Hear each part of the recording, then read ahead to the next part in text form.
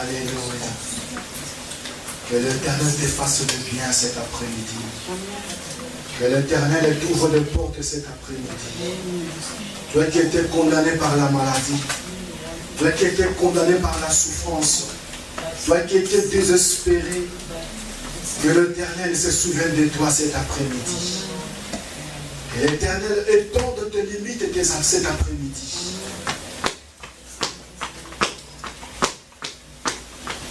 Les médecins ont dit que cette maladie n'a pas de guérison.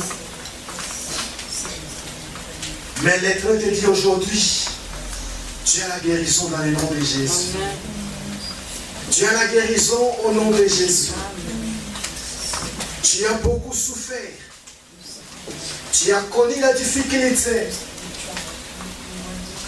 Mais le Seigneur cet après-midi est en train de changer ton histoire.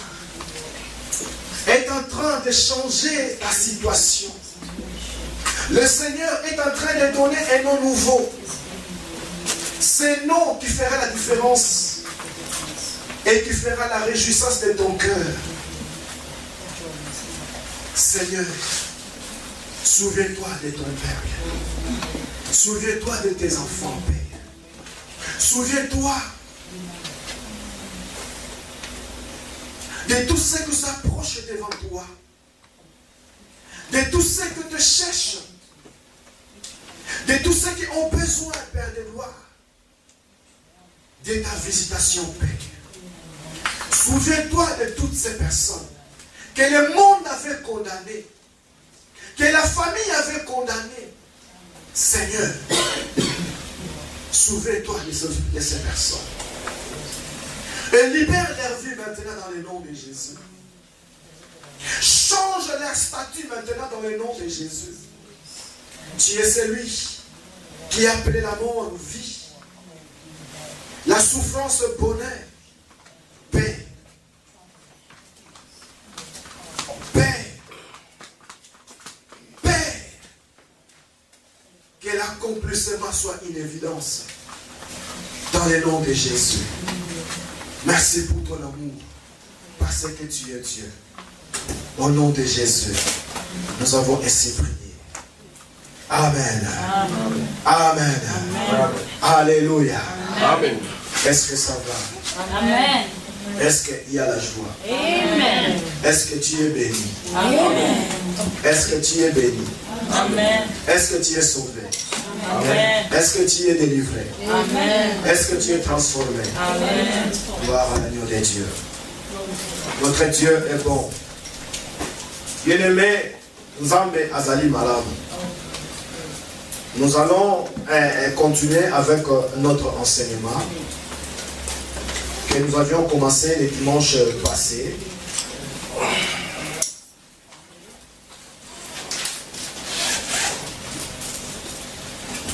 Nous avons besoin de la croissance. Et cette croissance doit être une croissance spirituelle. Lorsque nous sommes forts spirituellement, l'ennemi ne peut rien contre nous. Même si il formule des projets uniques pour détruire notre existence. Mais la Bible dit, tout ce qu'il fait, cela n'aura pas d'effet.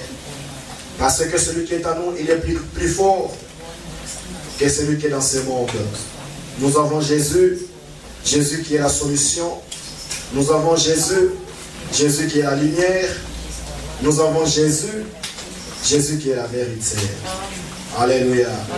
Bien-aimé, on a commencé un enseignement qui est vraiment très fort, qui est très profond, qui peut aider l'Église du Seigneur à pouvoir cultiver une relation vraiment qui est très étroite avec notre Dieu. C'est pour cela que nous voulons vraiment continuer cet enseignement et nous allons le terminer le dimanche prochain. Je crois, nous savons tous le thème que nous sommes en train de développer, n'est-ce pas? Quel est le thème? Quelqu'un peut nous aider un peu par rapport à notre thème?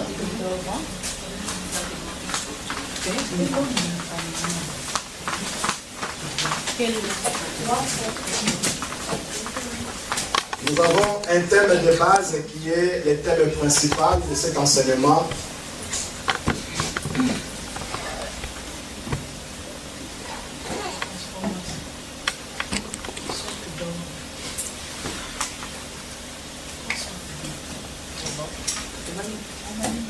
C'est-à-dire 3 sortes d'hommes.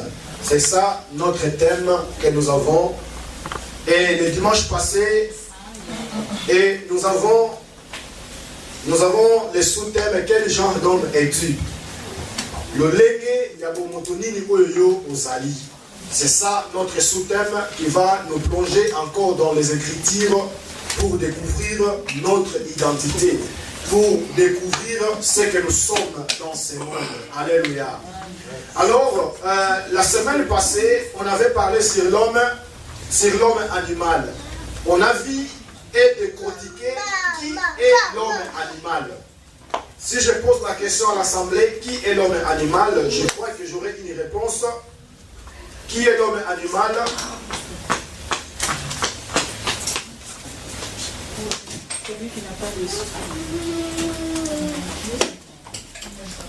L'homme animal, c'est celui qui n'a pas l'esprit de Dieu en lui. L'homme animal, c'est la personne non régénérée. Autrement dit, c'est lui qui est gouverné par la pensée humaine. Alléluia. C'était ça notre sujet de la semaine passée. On avait parlé sur l'homme animal, on avait démontré les enjeux et la vie de cette personne. Sa façon de voir, sa façon de penser, sa façon d'agir. Vraiment, totalement d'une personne qui est loin de la pensée de Dieu. Et on avait aussi touché le point qui était essentiel. L'homme animal n'a pas l'esprit de Dieu. On avait dit que l'homme animal est sous la domination de Satan. L'homme animal est esclave du corps et de ses passions. Et on a vu le sort de l'homme animal, c'est l'enfer. La place réservée à Satan, à tous ses démons et à tous ses disciples. Et à la fin, on avait dit, que faire pour échapper à l'enfer? Donc voilà ce que nous avions parlé le dimanche passé. Et aujourd'hui, nous allons continuer dans le même rythme pour découvrir le deuxième sorte d'homme. C'est ce qui va nous amener maintenant à la pensée de Dieu pour parler de cette deuxième sorte d'homme.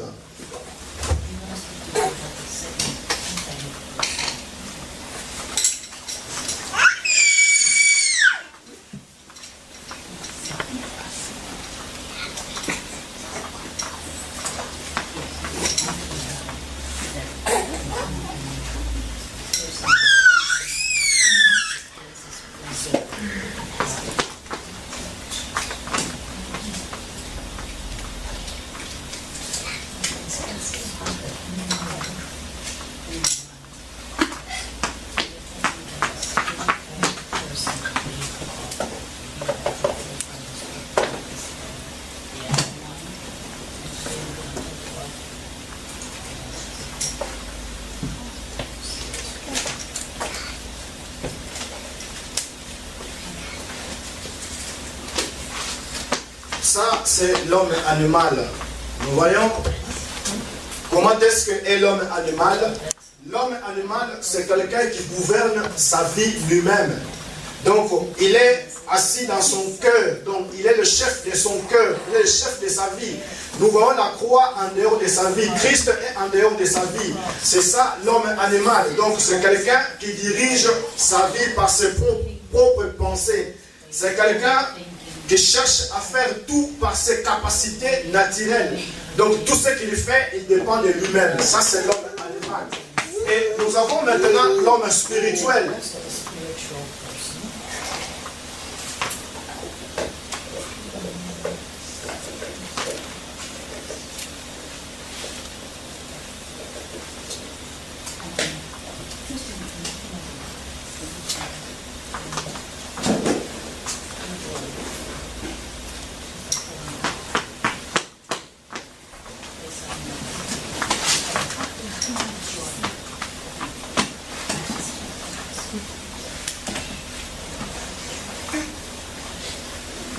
Voilà, l'homme spirituel, nous voyons que c'est quelqu'un qui se soumet à l'autorité divine. Christ est le chef de sa vie. Donc lui, il laisse la place à Christ pour que Christ puisse régner. Bien aimés, ce sont des illustrations qui peuvent nous aider à comprendre et à développer une connaissance qui peut nous permettre d'être toujours tout près du Seigneur. Donc aujourd'hui, nous allons parler sur l'homme spirituel. Qui est l'homme spirituel? Je vais introduire un passage dans le livre de Actes des Apôtres, chapitre 4. Actes des Apôtres, chapitre 11. Actes des Apôtres, chapitre 11. Nous allons lire le verset 26. Celui qui a trouvé le livre des Actes des Apôtres au chapitre 11 et le 26e verset peut nous aider pour faire la lecture. Actes chapitre 11, verset 26. C'est là où nous allons commencer notre introduction. La parole du Seigneur. Actes des Apôtres, chapitre 11, verset 26. Et l'ayant trouvé, il l'amena à Antioche. Oui. Pendant toute une année, ils se réunirent aux assemblées de l'église et ils enseignèrent beaucoup de personnes. Ce fut à Antioche que pour la première fois, les disciples furent appelés chrétiens. Amen. Alléluia. Amen.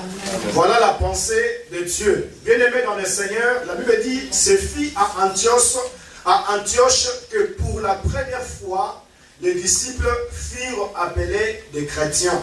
Vraiment, c'est un élément qui est très important. C'est un élément qui est très capital. Il est écrit, et l'ayant trouvé, il amena à Antioche qui. Ici, on nous parle de Barnabas qui est allé chercher Paul, Saul qui était à Tarse. Il a pris Paul et il l'a mené à Antioche. Et pendant toute une année, ils se réunirent aux assemblées de l'église et ils enseignèrent beaucoup de personnes. C'est-à-dire, dans cette ville, c'est là où les disciples ont pu faire leurs activités chrétiennes. C'est là où les disciples ont pu démontrer ce qu'ils étaient par rapport à celui qu'ils avaient écrit, qui était Jésus-Christ. Et ils travaillèrent, ils enseignèrent durant toute une année. La Bible dit qu'à la fin, les gens ont dit que ces gens sont des chrétiens. Alléluia. Amen. Que ces gens sont des chrétiens. Le mot chrétien en grec veut dire Christianos. C'est ça le mot chrétien en grec.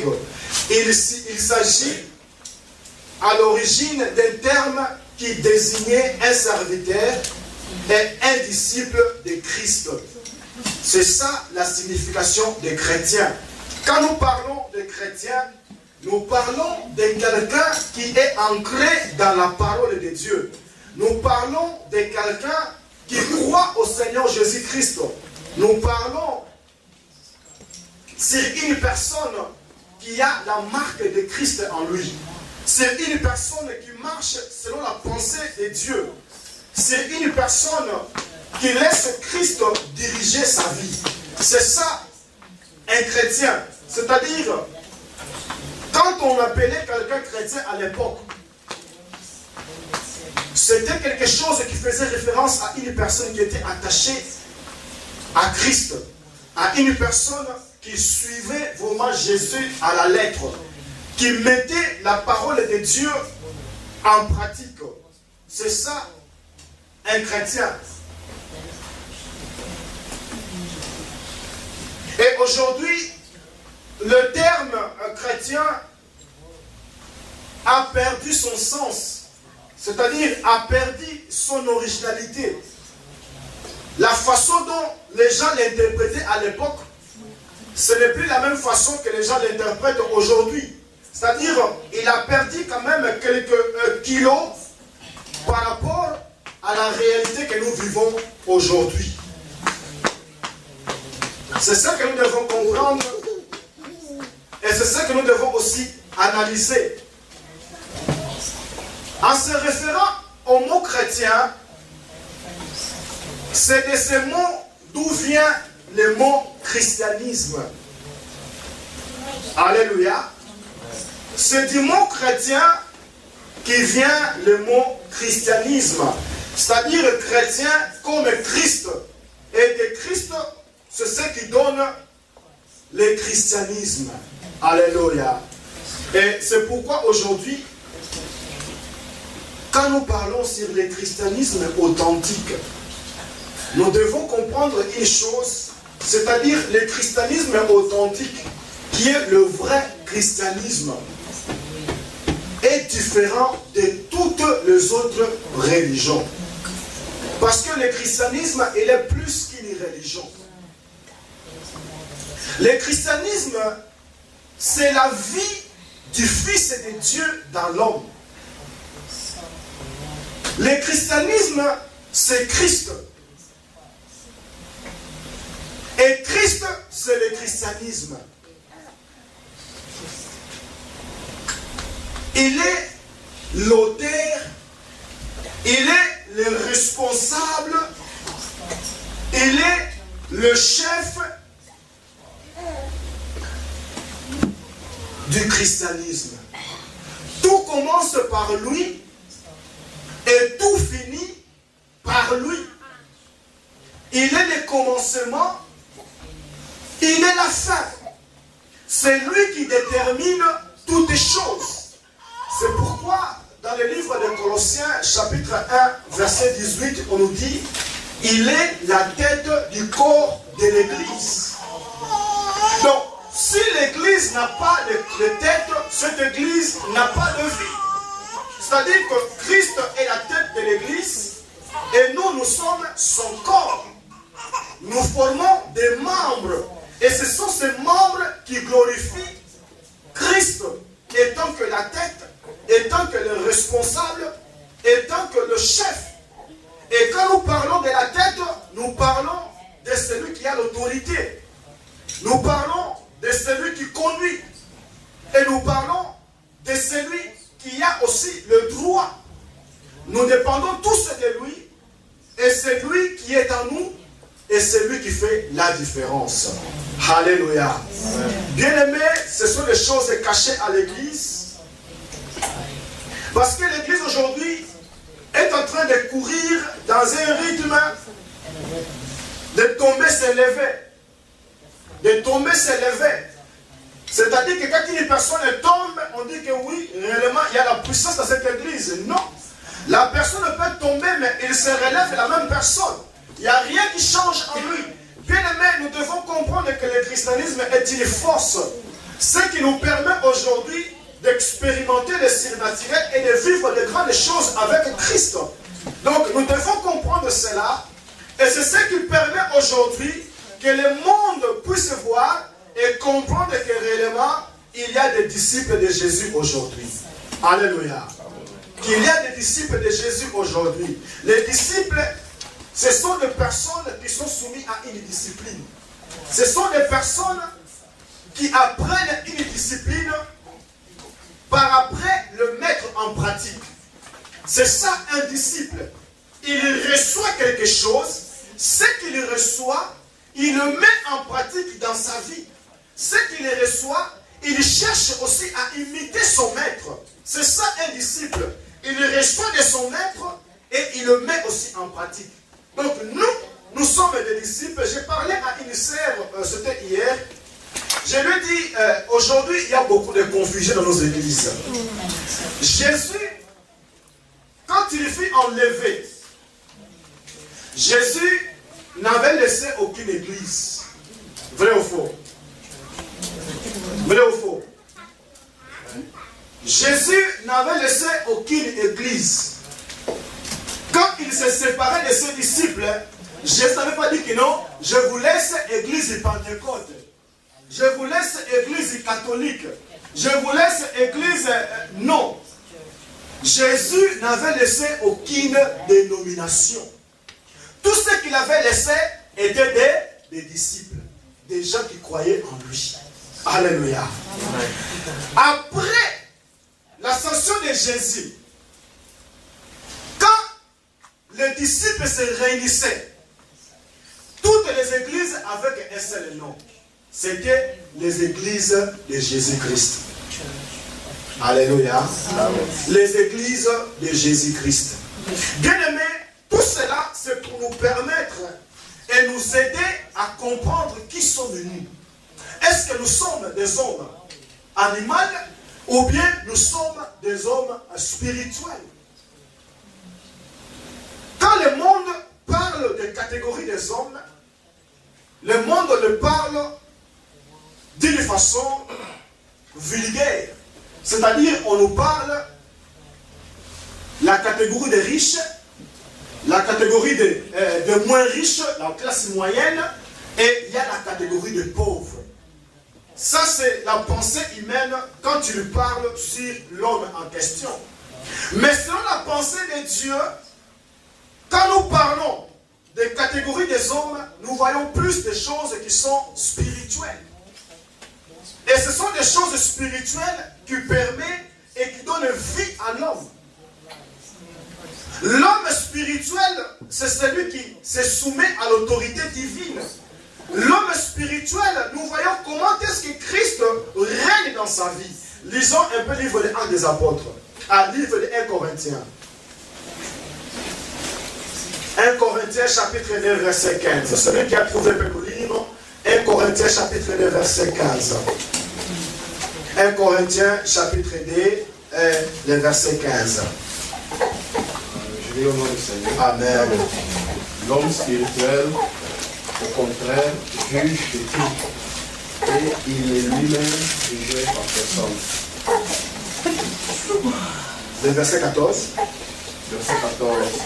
Mais l'homme animal ne reçoit pas des choses de l'Esprit de Dieu, car elles sont une folie pour lui. Et il ne peut les connaître parce que c'est spirituellement qu'on le juge. 15. 15. L'homme spirituel, au contraire, juge de tout. Et il est lui-même jugé par personne. Amen. Alléluia. Amen. Voyons maintenant la différence de ces deux personnes. On nous dit dans la première personne, il est l'homme animal, ne reçoit pas les choses de l'Esprit de Dieu, car elles sont une folie pour lui. Et il ne peut les connaître parce que c'est spirituellement qu'on agit. Donc, une personne qui n'a pas l'Esprit de Dieu en lui, c'est quelqu'un qui n'appartient pas à Dieu. C'est quelqu'un qui ne comprend pas les choses de l'Esprit et qui n'accepte pas les choses de l'Esprit. Mais par contre, quand nous parlons de l'homme spirituel, on nous dit l'homme spirituel, au contraire, juge de tout et il n'est lui-même jugé par personne. Alléluia. Amen. Qui est l'homme spirituel? Alléluia. Alléluia. Amen. Nous allons définir l'homme spirituel. La Bible dit il y a une grande fête dans le ciel lorsqu'une âme s'est convertie dans le Seigneur. Il y avait une fête le dimanche passé parce qu'on a reçu un membre dans le corps de Christ. Quelqu'un qui s'est converti le dimanche passé. Mais j'aimerais bien appeler la personne pour nous dire pourquoi il avait accepté Christ. Pourquoi il avait accepté de naître. D'accepter Jésus comme Seigneur et Sauveur dans sa vie. Mon frère, il vient. Acclamons un peu le Seigneur pour l'encourager. Après le message de dimanche passé, il avait accepté Jésus comme Seigneur et Sauveur. Mais maintenant, expliquez à l'Assemblée pourquoi tu as décidé de donner ta vie à Jésus. J'ai accepté Jésus dans ma vie parce que j'ai compris que sans Dieu on ne peut faire rien. Et 2 semaines avant, j'ai réveillé quelque chose. Ça m'a surpris. Et j'ai réveillé à cause de l'enlèvement. Et ça m'a choqué. C'était un message pour moi que Jésus est là et c'est vraiment le temps de changer. Et c'est pour cela que j'ai pris ma décision de changer. Et qu'est-ce que tu as vu dans ces rêves? Kan ik het Nederlands zeggen? Nou, wat ik heb gezien is dat er gebeuren rare dingen in de wereld. God was niet meer aanwezig in deze wereld. En iedereen was verdwaald. En er gebeurden gewoon rare dingen. Mensen konden op water lopen. Het weer was slecht. Iedereen was dwaas. En op het einde was er een lift die naar onder ging. En de mensen die niet God hadden, die bleven. Die gingen waarschijnlijk naar de hel. Maar de mensen die God in hun hadden, gingen naar de hemel. En die vlogen naar boven. En dat is dus wat ik zag. En dat heeft mij een beetje bang gemaakt en gechoqueerd. Maar dat is ook een teken. Maar ik weet niet als het een teken was of niet. Maar ik bevestig dat er wel iets kan gebeuren. En daarom heb ik besloten om voor God te kiezen. En daarom heb ik besloten om mijn leven te veranderen. En ik zeg niet dat het makkelijk is. En ik zeg niet dat er zoveel dingen gaan veranderen. Maar ik heb geloof dat ik ga veranderen. En ik heb geloof dat op een dag dat ik wel zou komen waar ik naartoe moet gaan. En dat is alleen door middel van bidden en geloof.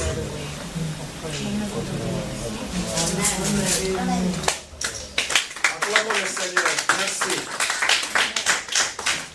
Bien-aimé, Torobaka, enfer, c'est une réalité. Dieu est en train de révéler beaucoup de choses à ce qui concerne la fin des temps. Il y a beaucoup de signes qui sont donnés. Même les enfants de 8 ans sont en train de recevoir des messages concernant la fin des temps. Donc tout ça, c'est pour nous dire que la fin de toutes choses s'approche. Tout ça, c'est pour nous dire que, bien aimé, nous devons choisir la bonne part. Choisir la bonne part, ce n'est pas seulement venir à l'église. Choisir la bonne part, c'est laisser Christ régner dans nos cœurs.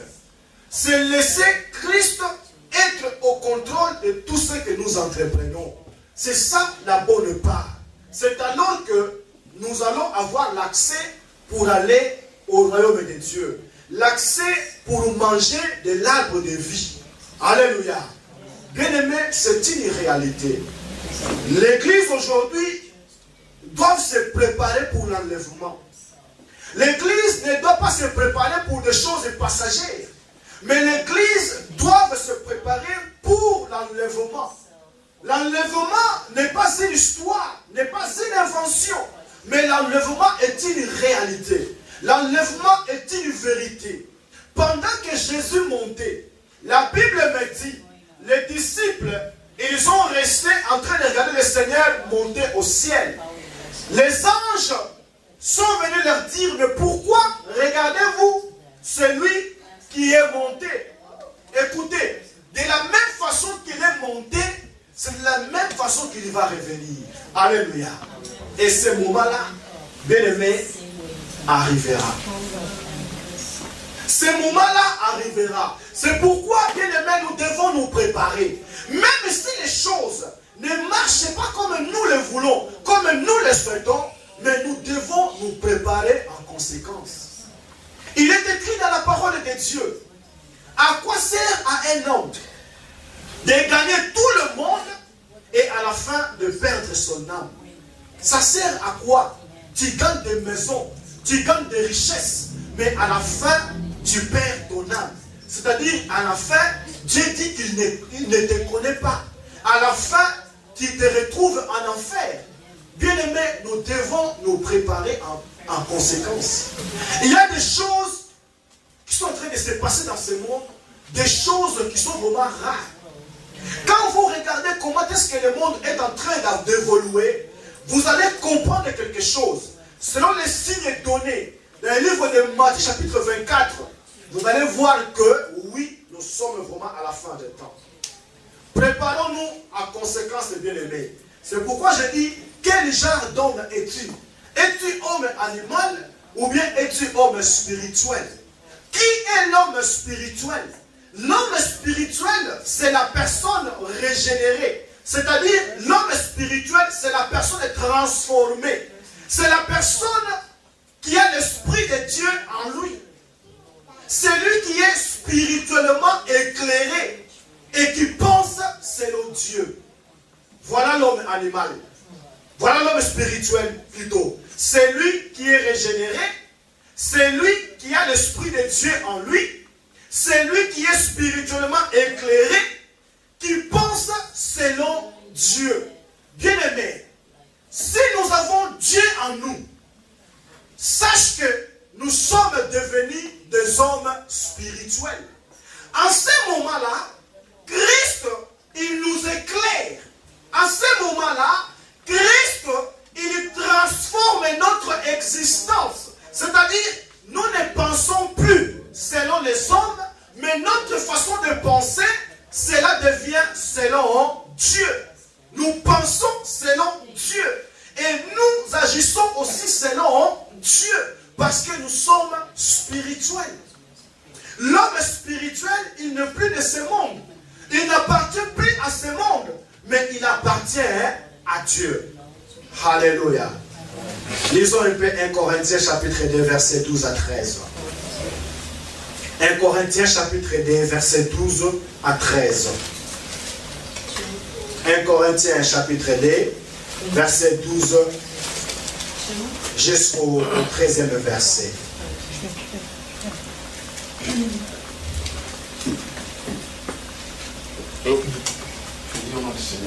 Amen. Or, nous n'avons pas reçu l'esprit du monde, mais l'esprit qui vient de Dieu, afin que nous connaissions les choses que Dieu nous a données par la grâce.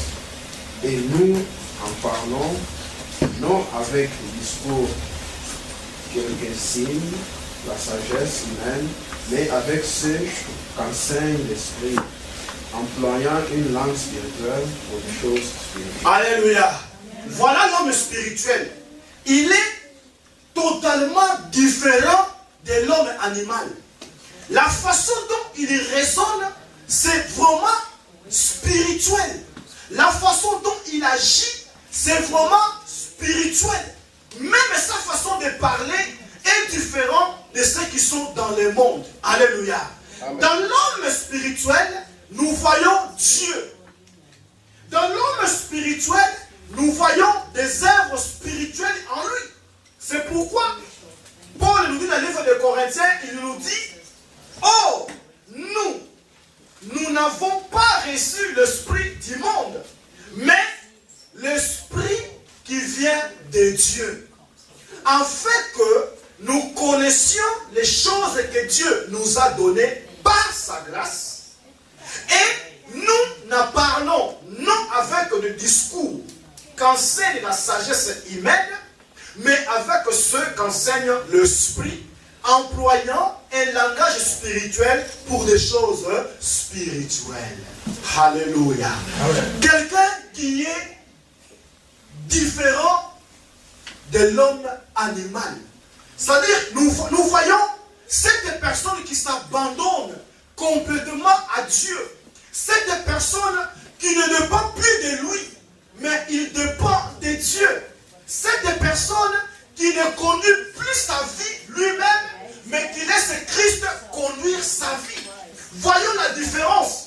Comment est-ce que cette personne arrive à s'humilier devant le Seigneur pour dire que Seigneur, je n'en peux plus, conduis ma vie. Sois le maître de ma vie, sois le capitaine de ma vie, oriente ma vie, instruis ma vie. Je vais dépendre que de toi. Voilà l'homme spirituel. Sa façon de parler est tout différente. Sa façon d'agir est tout différent. Sa façon de voir des choses est différente. Il est complètement dans un monde spirituel. Alléluia. Bien-aimés, les choses de Dieu, ce sont des choses qui sont spirituelles. Ne regardons pas les choses de Dieu avec un œil physique. Non, mais regardons plutôt les choses de Dieu avec un œil spirituel. Parce qu'en ayant une vision spirituelle, c'est ce qui va nous permettre de pouvoir expérimenter des richesses innombrables de Dieu. C'est ce qui va nous permettre de pouvoir vivre des merveilles de Dieu dans nos vies. Parce que nous sommes des hommes spirituels. Parce qu'il y a une transformation qui est opérée en nous. Nous ne dépendons plus de nous-mêmes, mais c'est Christ qui nous conduit maintenant. Est-ce que vous comprenez la différence qu'il peut y avoir entre l'homme animal et l'homme spirituel? Il y a une grande différence. Il y a un grand changement. Il y a une grande transformation. Donc c'est ça ce que Dieu attend de tout et chacun de nous. C'est ça ce que Dieu attend de toi. C'est ça ce que Dieu attend de moi. Devenir des hommes ou des femmes spirituels. Ceux qui sont animés par l'Esprit de Dieu. Alléluia. Nous devons aimer la parole de Dieu. C'est pourquoi je vous ai dit que la parole soit un miroir pour nous. Que la parole soit un miroir pour toi. Parce que si la parole devient un miroir pour toi, chaque jour, tu vas plonger ton regard dans la parole. Chaque jour, tu vas chercher à voir ta face dans la parole. Parce que la parole nous révèle notre véritable identité. Alléluia. Quand tu lis la parole, c'est là où maintenant tu vas te voir. C'est là où Dieu va te révéler quelle est ton identité. Quel est le genre d'homme que tu es. Quel est le genre de femme que tu es. C'est ça, ce dont nous avons besoin aujourd'hui. Amen. Nous sommes appelés pour faire la différence. Nous sommes appelés pour changer le monde. Nous sommes appelés pour changer l'histoire. Et nous devons changer l'histoire. Mais pour changer l'histoire, bien aimé dans le Seigneur, nous devons nous attacher avec le Seigneur. Nous devons dépendre de Dieu. Nous devons nous influencer par l'Esprit de Dieu. Que l'Esprit puisse influencer notre esprit. C'est à ce moment-là que nous allons changer l'histoire du monde. Amen. Ouais. Beaucoup de personnes, j'avais dit ça la semaine passée, beaucoup de personnes aujourd'hui cherchent la vérité partout. Ils courent derrière des églises et des églises en train de chercher, je ne sais pas moi quoi. Mais bien aimé, la vérité se trouve qu'en Christ. La vérité se trouve qu'en Christ. J'ai dit que la religion ne sauve personne. Ce n'est pas la religion qui peut sauver une personne. Parce que beaucoup de personnes sont attachées aujourd'hui à la religion. Mais il y a une religion qui la Bible nous parle. Et si nous appliquons cette religion, c'est ce qui va nous libérer. Alléluia. C'est ce qui va changer notre vie. C'est ce qui va changer notre existence. C'est ce qui va faire une différence. Va permettre à ce que Christ soit le maître. À ce que Christ agit. À ce que Christ opère. Et qu'il accomplisse sa parole dans nos vies. Parce que cette parole doit s'accomplir. Et cette parole s'accomplira. Alléluia. Amen. La parole de Dieu doit s'accomplir. Et cette parole s'accomplira.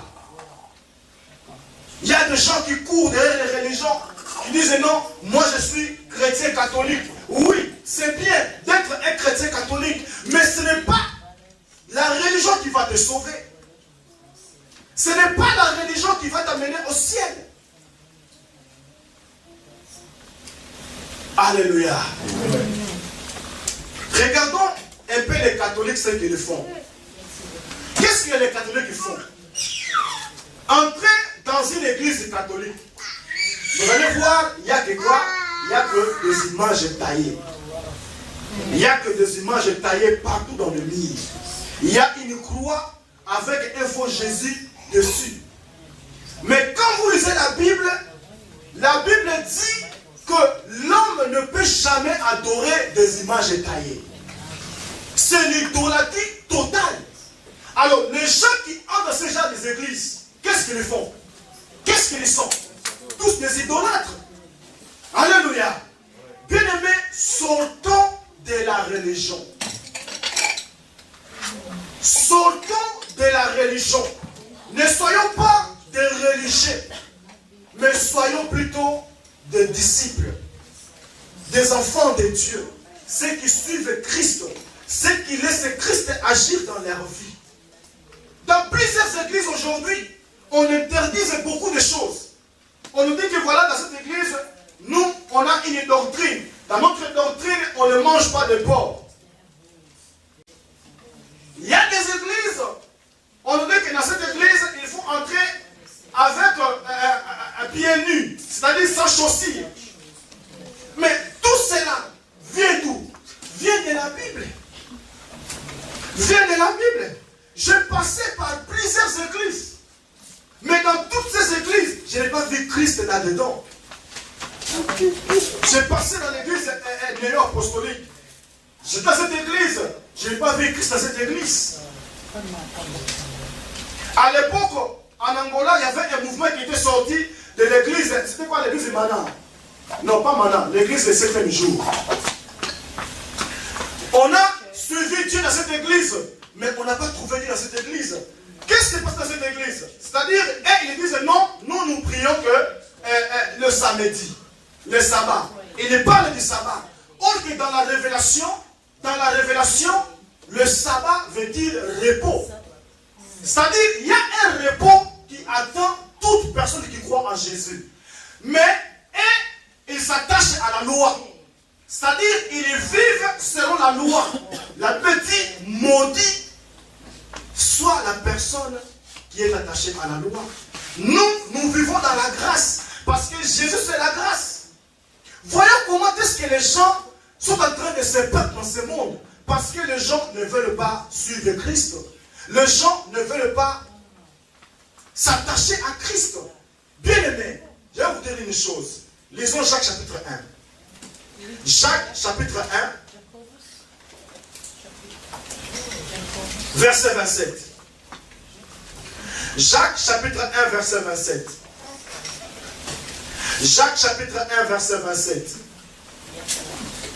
Jacques 1, verset 27. La religion pure et sans tache devant Dieu notre Père consiste à visiter les orphelins et le veuve dans leur affliction et à se préserver d'essuyer le monde, du monde. C'est ça la vraie religion. La religion pure et sans tache devant Dieu notre Père consiste à visiter les orphelins, le veuve et dans leurs afflictions et à se préserver des sueurs du monde. Voilà la vraie religion. Voilà ce que Dieu attend de toi et ce que Dieu attend de moi. Pas l'attachement à une église quelconque, à une secte quelconque, mais l'attachement à Christ. Être comme Christ, faire des choses comme Christ. C'est ça ce que le Seigneur attend de nous, étant que des hommes spirituels que nous sommes. Des hommes spirituels qui sont dirigés par l'Esprit de Dieu. Alléluia. Le deuxième point, l'homme spirituel vit par l'Esprit de Dieu. L'homme spirituel vit par l'Esprit de Dieu. Romains chapitre 8, verset 4 à 8. L'homme spirituel vit par l'Esprit de Dieu. Romains chapitre 8, verset 4 à 8. Celui qui a trouvé, nous fasse la lecture. Romains chapitre 8. Romains 8, verset 4 à 8. Et c'est là enfin que la justice de la loi fut accomplie en nous, qui marchons non selon la chair, mais selon l'esprit. C'est en effet qui vivent selon la chair s'affectionnent aux choses de la chair, tandis que ceux qui vivent selon l'esprit s'affectionnent aux choses de l'esprit. Et l'affection de la chair, c'est la mort, tandis que l'affection de l'esprit, c'est la vie et la paix.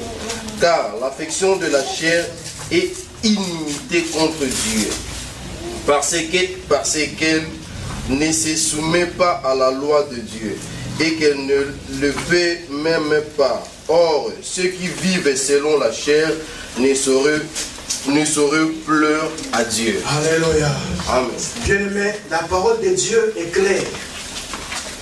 La parole de Dieu est très claire là-dessus.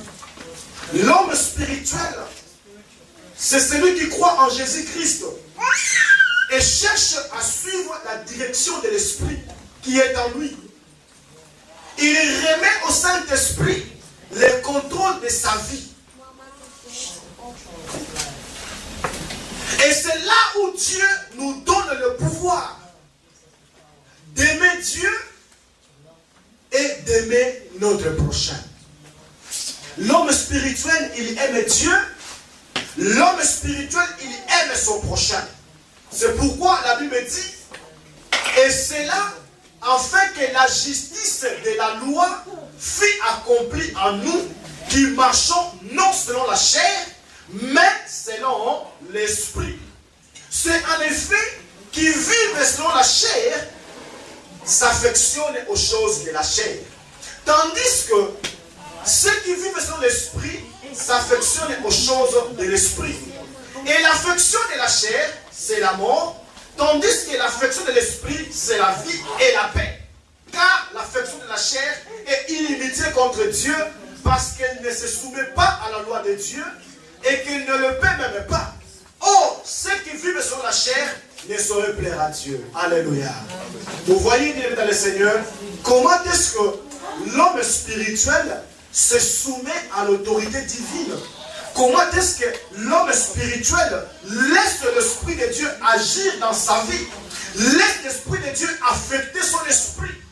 Parce qu'il ne dépend pas de lui-même, mais c'est quelqu'un qui dépend de Dieu. Quand nous dépendons de Dieu, bien aimé dans le Seigneur, il y a la joie, il y a la paix par l'Esprit qui nous accompagne. Et tout ce que nous faisons, ce n'est que la différence par le Saint-Esprit. Tout ce que nous faisons, ce n'est que la bénédiction par le Saint-Esprit. Tout ce que nous faisons, ce n'est que le changement par le Saint-Esprit. Donc, bien aimé, être un homme spirituel, c'est être quelqu'un qui vit et qui fait la volonté de Dieu. Soyons des hommes spirituels pour vivre et faire la volonté de Dieu. L'homme spirituel ne plus identifié avec Adam, c'est quelque chose de très important. L'homme spirituel ne plus identifié avec Adam, mais il est identifié avec Christ. Il ne vit plus sous la malédiction de la loi, mais il vit dans la grâce. C'est ça l'homme spirituel. Il ne vit plus sous la malédiction, mais il vit dans la grâce. Quelqu'un que la grâce de Dieu abonde dans sa vie. Parce que c'est quelqu'un qui n'est plus identifié avec Adam. L'identification avec Adam, c'est par rapport au péché adamique. Ce qui fait de tous les êtres humains des hommes pécheurs. La Bible dit que tous ont péché et sont tous privés de la gloire de Dieu. Alléluia. Nous avons tous péché et nous sommes tous privés de la gloire de Dieu. Alléluia. Bien-aimé, c'est une vérité que l'homme animal n'arrive pas à comprendre. Cet enfant, même s'il n'a pas commis de péché, mais il y a un péché en elle. Amen. Et ce péché, c'est le péché qui l'identifie avec Adam. Mais or que Christ est venu pour nous libérer de ces fardeaux, Christ est venu, il a connu la mort pour que nous puissions maintenant nous identifier avec lui. Voyons la différence qu'il y a entre l'homme spirituel et l'homme animal. Le Dieu de gloire, le Dieu de toute grâce, c'est quelqu'un qui a formulé un plan, un projet pour pouvoir nous emmener à vivre et à expérimenter des choses spirituelles. Et nous devons comprendre ces choses parce que nous vivons dans la grâce. L'homme spirituel, c'est quelqu'un qui résiste au désir de la chair et à la domination du péché. Romains chapitre 8, verset 13 à 14. Romains chapitre 8, verset 13 à 14. Romains 8, 13 à 14. 13 à 14. Si vous vivez selon la chair, vous mourrez. Mais si par l'esprit vous faites mourir les actions du corps, vous vivez. Car tous ceux qui sont conduits par l'esprit de Dieu sont fils de Dieu.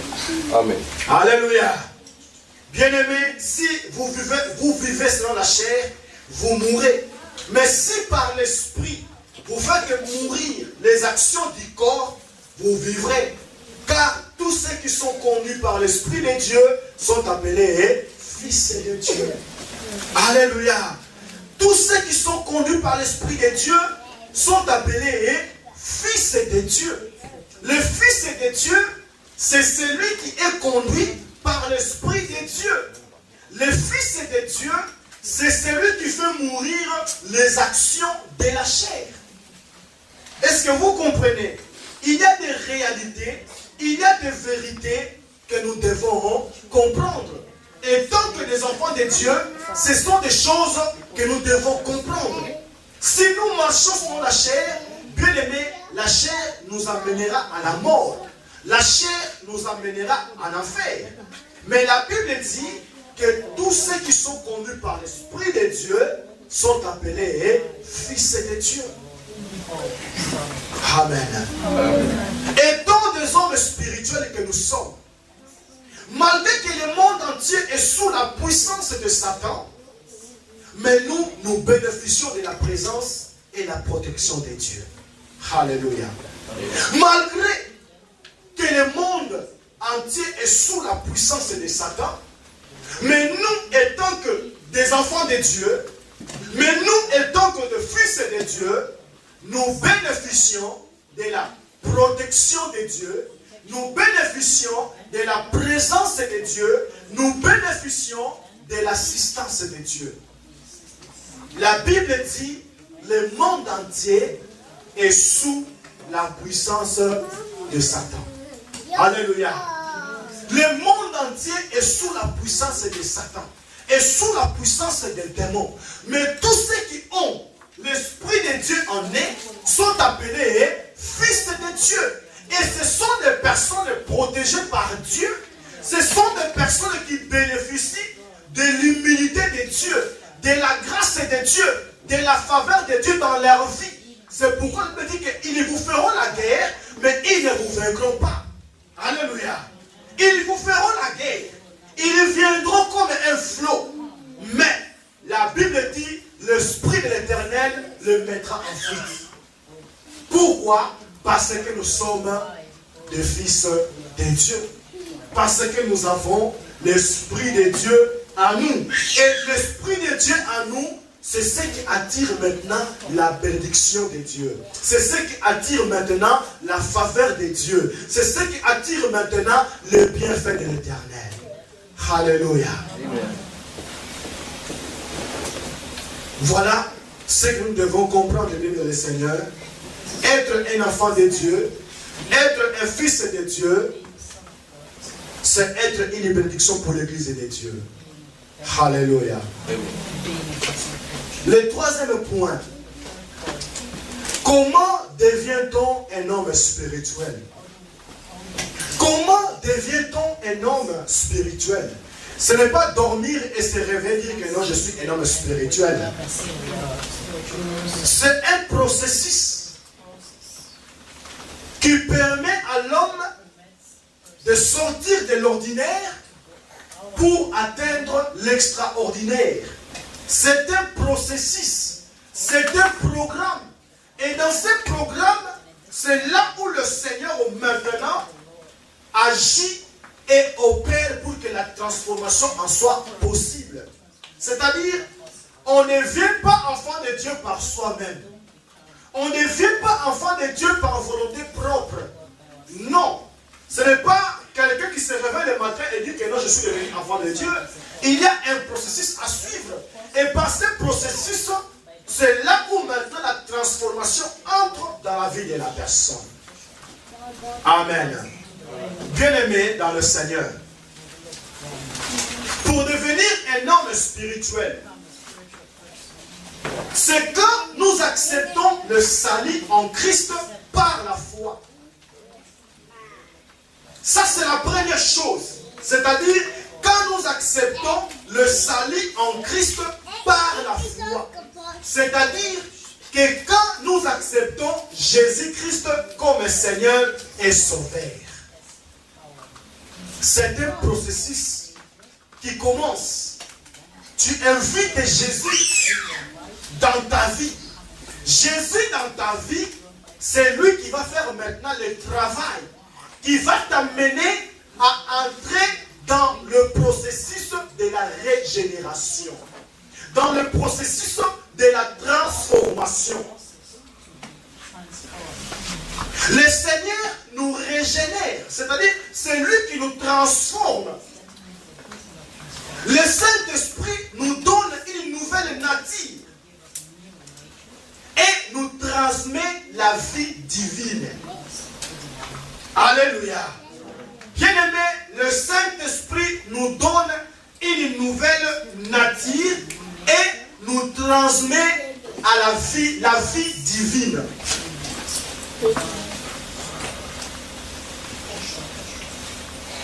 La naissance d'un enfant, d'un bébé, c'est un processus. Amen.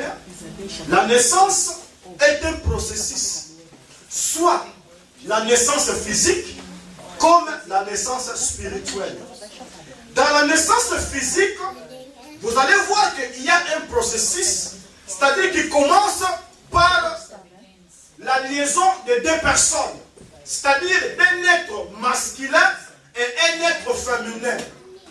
Et par cette rencontre, c'est ce qui forme maintenant un enfant. Amen. Et maintenant, il y a un processus.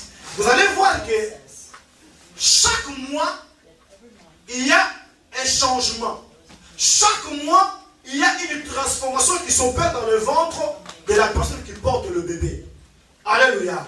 Jusqu'au 9e mois, pour que le bébé vienne au monde. C'est aussi de même avec la naissance spirituelle. C'est un processus. Christ entre dans ta vie. Et Christ dans ta vie, c'est lui qui vient avec la lumière. La lumière qui entre et qui commence à éclairer ta vie. Le Saint-Esprit dans ta vie, il te donne une nouvelle nature et nous transmet la vie divine. 2 Pierre chapitre 1 verset 4. 2 Pierre chapitre 1 verset 4. 2 Pierre. 2 Pierre chapitre 1 verset 4.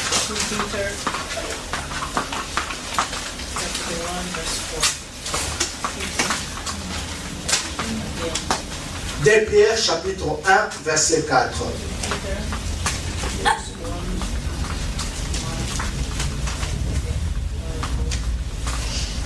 De Pierre, chapitre 1, 2 Pierre chapitre 1 verset 4.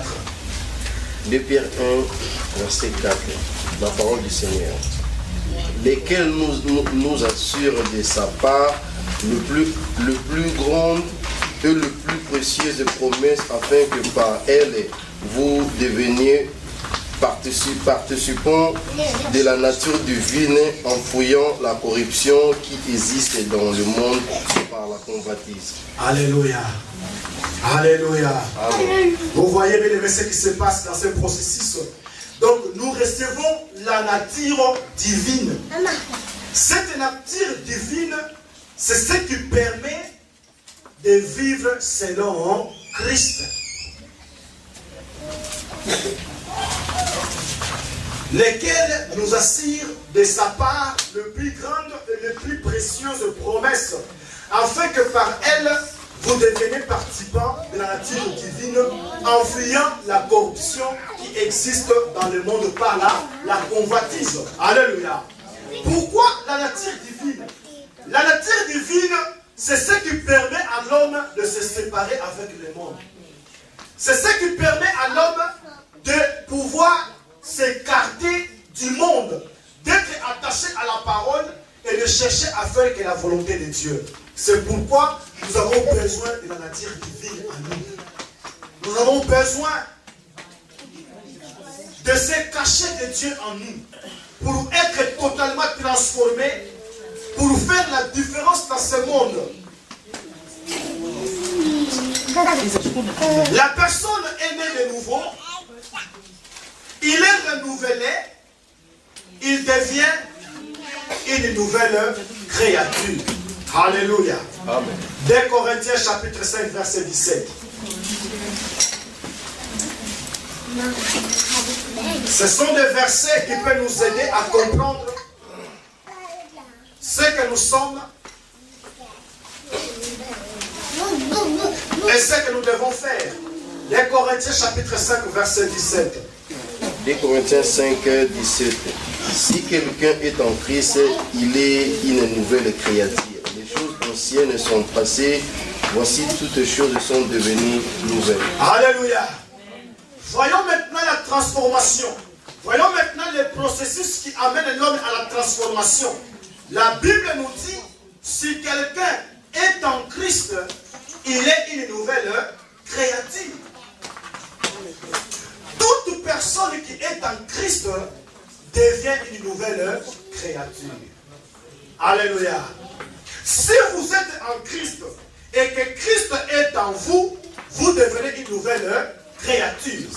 La Bible dit, Christ en nous, c'est l'espérance de la gloire. Alléluia. Il devient une nouvelle créature. Les choses anciennes sont passées et voici toutes les choses sont devenues nouvelles. Quelles sont les choses anciennes qui passent? La vie de corruption, la vie de péché, la vie abominable. Quand nous recevons Christ, cette vie passe. Donc nous recevons une nouvelle vie, c'est-à-dire une vie qui nous permet de marcher dans la crainte de Dieu, qui nous permet de faire la volonté de Dieu.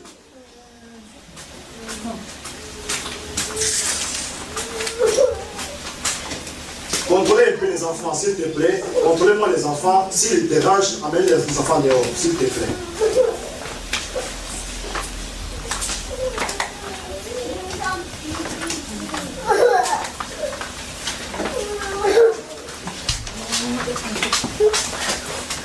Alléluia. Bien-aimés, si nous sommes en Christ et que Christ est en nous, la Bible dit, nous devenons de nouvelles créatures. Notre monde change. Notre façon change. Alléluia. Il y a des gens qui disent, non, ça c'est faux. Ça c'est une fausse conception.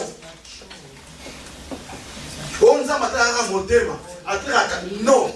Bien aimé, la Bible dit, si quelqu'un est en Christ, il devient une nouvelle créature. La transformation commence de l'intérieur et affecte l'extérieur. C'est-à-dire que quand il y a un changement à l'intérieur, ce changement est visible extérieurement. Alléluia. Ma façon de s'habiller change, ma façon de marcher change, ma façon de parler change. Tout ça vient d'où? Tout ça vient de l'intérieur. Parce que c'est l'intérieur qui est affecté. Et cette affection-là qui attire maintenant les choses à devenir visibles. Alléluia. Ce qui au monde dit Moutouo, Naza Mondini, Naza chrétien, Naza Yesu Massia, mais au monde extérieur, il y a clarté. Non, il y a mis Yesu Massia. Et là, il y a un flash à papa, il y a une photo, vous avez une photo. Flash, vous devez faire un flash, la vraie conversion amène le changement intérieur et le changement extérieur. Alléluia. Dans la vraie conversion, si vous avez rasta, on le voit rasta au moment propre. Dans la vraie conversion, vous avez yanké, qui yanké boukani, au communani, frère. C'est ça la vraie conversion. C'est ça la pensée de 2 Corinthiens chapitre 5 verset 17. Si quelqu'un est en Christ, il devient une nouvelle créature. Donc c'est quelqu'un qui vit la transformation totale dans sa vie. C'est quelqu'un qui n'est pas plus de lui-même, mais il dépend de Dieu. Alléluia. Comment il dit ça? Papa, ils ont beau monter. Comment il dit ça? Ils ont fait qu'ils sont battus. Attention, mon makasi. Mais si on y a mis makasi wana, et comment on a besoin? Parce qu'on a yuma, ma bengi osoba, mais ça prend le coup dans sa vie. Plus attention qui dit ça yo, beaucoup de l'école sont tombés. Alléluia. C'est ça la vie de Christ dans l'homme. C'est ça le fait. Donc on vit le changement, donc on vit la transformation dans le légué à moi et bato bayebaki yo bakopesa témoignage que réellement moto oyo abongwani toyebaki ye ndenge azalaki na ndenge akomi lelo tomoni ke changement ekotikaki na ye. C'est ça Antioche balobi nini babengi bango banani bachrétien parce que bamoni changement bamoni transformation bamoni régularité kati na bango bamoni obéissance kati na bango bamoni crainte kati na bango. Crainte wana eza ya bato te mais crainte wana ezali ya nzambe. Alléluia. Église ya lelo ekoma kobanga bato koleka nzambe. Non, banga ne nzambe parce que nzambe nde moto amonaka esika paster amonaka te esika akomaka te nzambe akomaka te amonaka. Alléluia. Puis il y a des vérités et il y a des réalités que l'église doit comprendre. Il y avait un papa. Papa Wanazaki spécialiste dans Goïba, un grand voleur. Soka bina ke Goïba, azaki na ba nyama ko bana bango. So akumi pesa ko Goïba, azuma na moko achela kwa wana. Mususu na kwa wana, mususu kuna ba kengi la ye asla mission na ye. Mais moko mususu mwana moko ake bis ba teyi. Mwana na abongwana. Papa na buto no ba de Goïba. Banque mission. Ba comme une mission abi yo ke na kwa kuna. Yo ke na kwa kuna, yo kuna. Mwana na kisi papa. Comment on a Nicolo Tchénani? Il y a aucun de la kuna. Il y a kuna, on a Nicolo aucun de Nicolo. Papa Tali, Abimoi, tout ça, dans ça, tout ça, nous avons besoin de mon ambition. Mon colonel ambition est si maquetté. Alléluia. C'est ça la transformation. Donc, Moutou, Makambo, Nyonso, et ça, Lili, est changé Katina pour moi.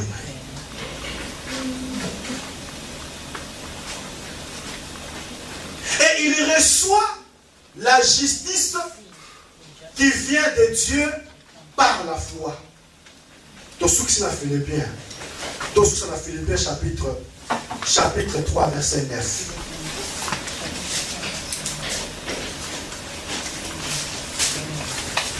Philippiens chapitre 3 verset 9.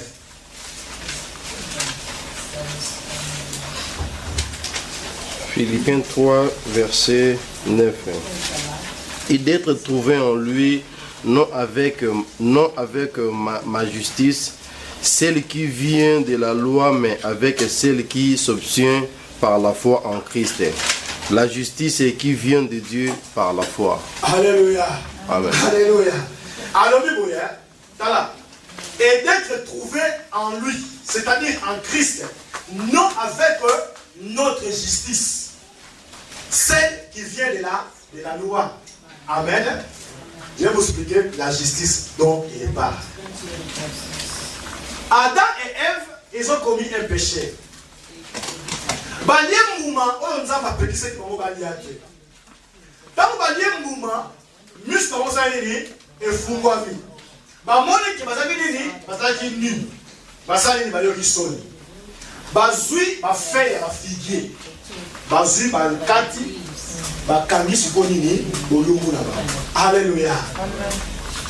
Action bango basalaki, c'était la justice de l'homme. Justice ya mutu liboso na nzambe ezali fragile. Justice ya mutu liboso na nzambe ekoresiste te. Donc bango bazwi bafe ya figuier ba mizipi. Mais soki kaka mopepe ye, soki mwa eloko moko esalami bafe oyo osalini eokata. Donc justice ya mutu eza makasi te. Justice ya mutu ekosauve mutu te. C'est pourquoi nzambe ntango atali bango asala nini abomi nyama azwi alongoli poswa nyama asali bango nini bilamba alati bango. C'est ça la justice de Dieu. Justice ya nzambe eza makasi. Donc moyen ekatana eza te. Bien aimé, esili toluka justice ya nzambe oyo tozokozwa yango non na baeffort na biso, non na corruption ya mbongo. Moto akokorompe nzambe aza te. Alléluia. Nzambe bakorompaka ye te. Bato na mokili bazokorompe bango me nzambe, on peut jamais corrompre Dieu. Alléluia. Alléluia. Amen. Na yokela mwasi na mama. Aya na frontière bakangi. Aya na frontière bakangi. Aya na frontière bakangi. Donc chaque personne kangaye. Sikoyo papa na bango tobengi papa na papa. Lorsqu'on a papa, yoka papa. Mais c'est un gazon, ça fait. Eh, papa, la porte, mon Dieu, ça va mon Dieu, alléluia. On peut s'en bon, mon père soldat. Il y a en Afrique qui n'ont pas un bon, on peut se soldat. Et ça l'a caté. C'est ça Dieu. Nzambe ba koroparayeti.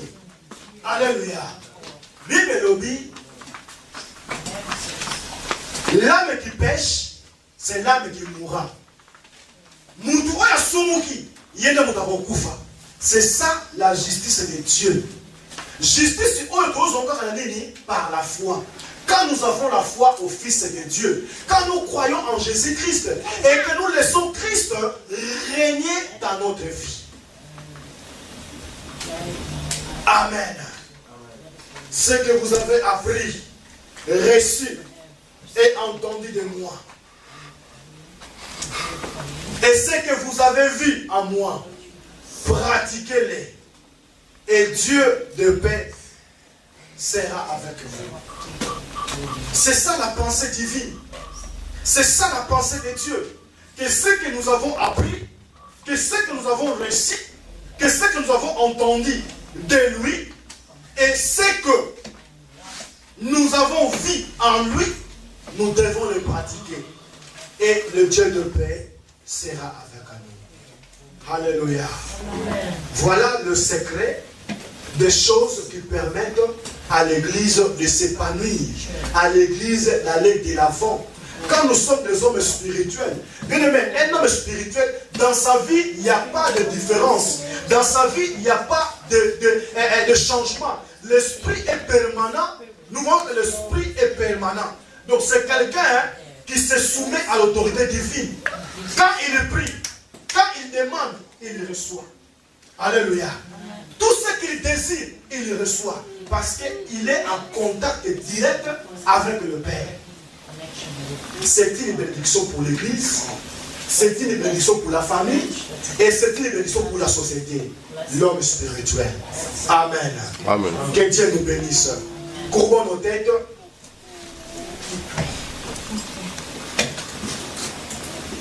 Bien-aimé, tiens la tête, écoutez la parole de Dieu. Je ne sais pas quel genre d'homme es-tu. Mais aujourd'hui, je vais te dire encore une fois. L'homme spirituel, c'est celui qui vit selon la pensée de Dieu, qui a l'esprit de Dieu. C'est celui qui a reçu une nouvelle nature. Bien-aimé, si tu n'as pas encore reçu la nouvelle nature, tu n'as pas encore reçu Christ, viens, je vais prier pour toi, pour que tu puisses recevoir Christ dans ta vie et vivre en communion avec lui. Si tu n'as pas encore reçu Christ en toi, si tu n'as pas encore reçu Christ dans ta vie, comme Seigneur et Sauveur, fais-le aujourd'hui. Viens ici devant et je vais prier pour toi, pour que tu puisses recevoir Jésus-Christ dans ta vie.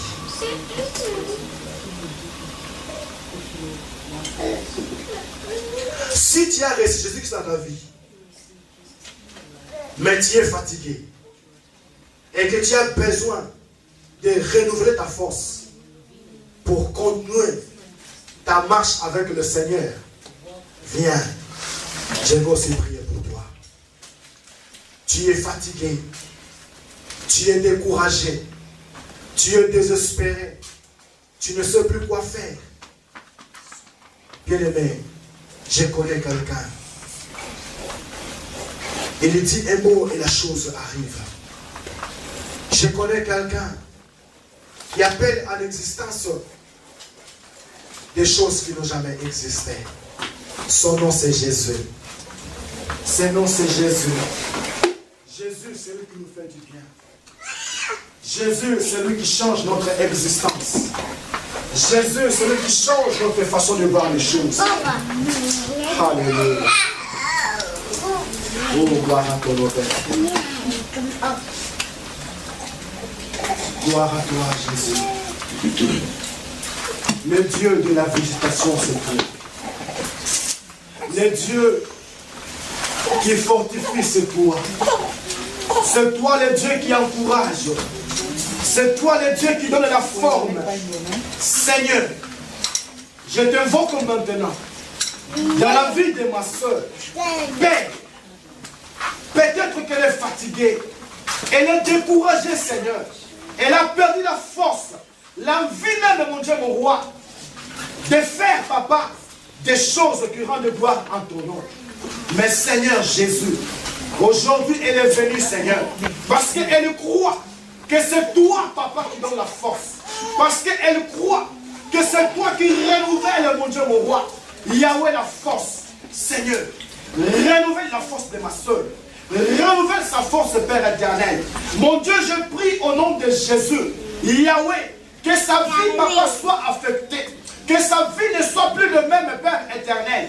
Qu'il soit une personne, mon Dieu, mon roi, qui va se devoir retrouver des forces, Père éternel, pour continuer sa marche, pour être toujours, mon Dieu, mon roi, auprès de toi, vivre sous la croix, laisser que Christ, Père éternel, soit, alléluia, celui qui va éclairer sa vie. Mon Dieu, je demande au nom de Jésus, Seigneur, fortifie ma soeur. Seigneur, encourage ma soeur. Seigneur, donne la force, Père éternel, la vigueur, Père éternel, dans la vie de ma soeur. Yahweh, tu connais sa vie, tu connais sa situation, tu connais sa difficulté, tu connais ce dont elle a besoin, Père éternel. Yahweh, je demande au nom de Jésus-Christ que les portes s'ouvrent dans sa vie, que les changements s'ouvrent, Père éternel. Souffle un vent, le vent du changement, le vent de la transformation. Et cela au nom de Jésus-Christ. Je dis merci à toi, parce que je crois, Père éternel, qu'avec toi, les choses impossibles deviennent possibles. Parce que je crois, avec toi, les choses difficiles deviennent faciles. Au nom de Jésus-Christ. Père éternel, qu'elle aille de l'avant. Que sa vie chrétienne, mon Dieu, mon roi, Yahweh, Papa, soit fortifié, Père éternel. Pour qu'aujourd'hui, elle puisse, Papa, glorifier Christ dans sa vie. Et qu'elle soit un témoignage vivant. Un témoignage vivant. Que le monde dira que oui, elle est enfant de Dieu. Sois loué, sois béni. Et sois glorifié parce que tu es Dieu. Seigneur, sa situation actuelle, Père, entre tes mains. Elle vit, mon Dieu, mon roi, dans un centre, Papa. Jésus de Nazareth, ça fait 8 mois, Père éternel. Elle attend, mon Dieu, mon roi, une réponse. Elle attend, mon Dieu, mon roi, un transfert. Mais Jésus, la Bible me dit que tous ceux qui croient en toi ne seront jamais confondus. Tous ceux qui croient en toi ne seront jamais dans la distraction, Seigneur de gloire. Intervienne encore une fois, Père éternel. Que cette situation change, mon Dieu, mon roi. Qu'elle reçoive une réponse positive, Père éternel, qui va permettre ce que, mon Dieu, mon roi, qu'elle reçoive aussi un transfert pour la gloire de ton Seigneur Jésus. Sois loué, sois béni et sois glorifié dans le nom de Jésus-Christ. Alléluia.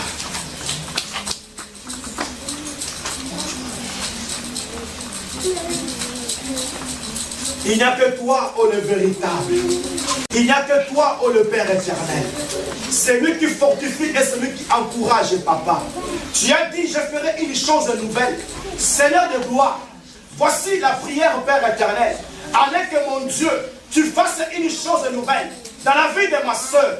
Père éternel, que sa vie soit affectée désormais, c'est le gloire. Qu'elle ne soit plus la même personne, mon Dieu, mon roi. Mais oui, papa, une personne est transformée, une personne est changée. Là où Christ régnera, là où Christ dominera, là où Christ fera la différence, dans le nom de Jésus-Christ. Seigneur, je le recommande entre tes saintes mains. Je crois en toi, Jésus. Je crois en toi, Jésus. Il est personne qui est venu auprès de toi et rentré tel qu'elle était venue, Seigneur. Elle est venue auprès de toi, mon Dieu, mon roi. Seigneur, qu'elle ne rentre pas, papa, tel qu'elle était venue, Jésus. Laisse que papa a commencé, papa, d'aujourd'hui, Père éternel. Que la date d'aujourd'hui, mon Dieu, mon roi, soit marquée, Père de dans sa vie, Jésus. Que Christ a visité sa vie et que Christ a changé sa vie. C'est toi qui donne la force. C'est toi qui encourage. C'est toi qui fortifie, Père éternel. Donne la force. Encourage et fortifie, Père éternel, pour que ma soeur, mon Dieu, mon roi, aille de l'avant, Père éternel, et qu'elle aussi, mon Dieu, mon roi, soit un témoignage vivant pour la gloire de ton Seigneur, parce que tu es Dieu. Merci pour la grâce, merci pour la bonté, et merci pour la faveur de Dieu, dans le nom de Jésus-Christ. Gloire à toi. Alléluia.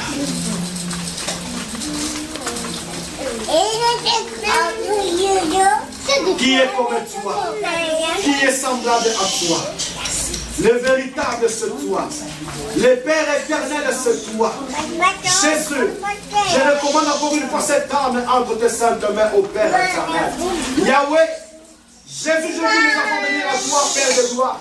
Tu avais aussi, mon Dieu, mon roi, assigné, Père éternel, la vie de tes enfants, Jésus. C'est pourquoi je recommande ce jeune homme entre tes saintes mains. Il est venu parce que lui aussi, il croit en toi. Il est venu parce que lui aussi, il veut un changement dans sa vie. Seigneur, que ces changements en soient possibles. Donne la joie, papa. La joie dans sa vie. La joie qui va lui permettre, Père éternel, de te suivre et de te servir. Parce que tu es Dieu. Seigneur, ouvre, papa. Ouvre, Père éternel, une porte, Père de gloire, qui va permettre, Père éternel, à ce que le changement aussi, Père de gloire, accompagne sa vie, Jésus. Sois loué et sois béni, parce que je crois en toi, Père éternel.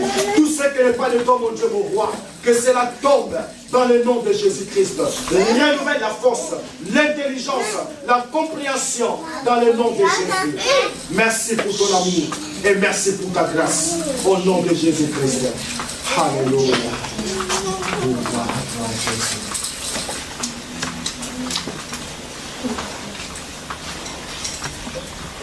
Nous allons tous nous lever et nos mains à moitié levées.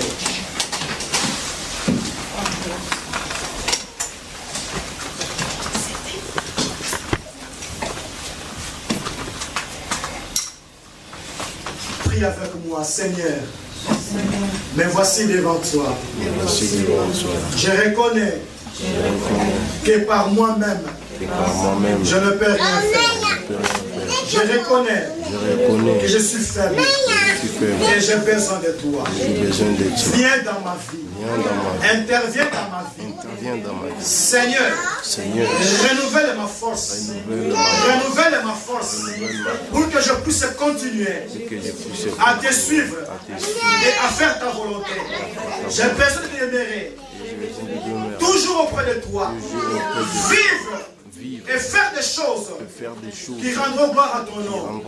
Aide-moi à marcher d'une façon digne dans ce monde. Aide-moi à me séparer de tout ce qui ne rend pas gloire à toi. Merci pour ta bénédiction. Merci pour ta force. Merci pour ton encouragement. Père, je bénis ton peuple. Je bénis, papa, cette assemblée, Père de gloire, qui s'est réunie aujourd'hui en Seigneur, Seigneur, qui croit et qui reconnaît que sans toi, la vie n'a pas de sens. Seigneur, donne un sens dans la vie de tout et chacun cet après-midi. Que la vie de tout et chacun, mon Dieu, mon roi, en soit infectée dans le nom de Jésus-Christ. Père de gloire, papa, que ce processus, mon Dieu, mon roi, que nous allons entrer, Père éternel, qui nous amène, Père de gloire, à nous identifier avec Christ, à vivre comme Christ et à faire des choses comme Christ. Dans le nom de Jésus-Christ, je bénis ta vie, je bénis ta vie, je bénis ta vie, je bénis ta vie au nom de Jésus-Christ. Va de l'avant sois un homme prospère, sois une femme prospère, que les portes s'ouvrent, que le Seigneur accomplisse sa parole dans sa vie, dans ta vie, et cela au nom de Jésus. Gloire à toi, Père. Merci pour ta grâce. Merci pour ta faveur divine. Au nom de Jésus-Christ, nous avons ainsi prié. Amen.